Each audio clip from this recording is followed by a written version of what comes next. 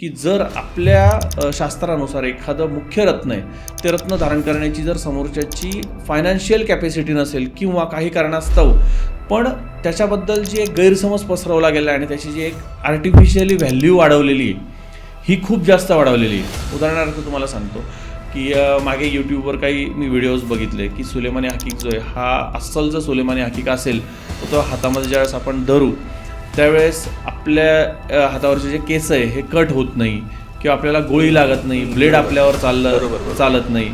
मी पाहिलं बरोबर. तर ही खूप मोठा गैरसमज आहे.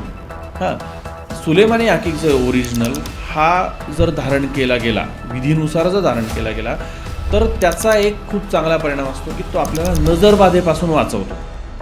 हां, कारण की जे सेमी प्रेशर स्टोन आहे हे प्रॉब्लेमवर सोल्युशन आहेत, पण लाईफटाईम जर धारण करायचं असेल तर आपल्याला हिंदू धर्मानुसार किंवा आपल्या कुंडली शास्त्राच्या अभ्यासानुसार जर आपण धारण केलं तर ते लाईफटाईम आपल्याला लागू पडतील असे रत्न आहेत.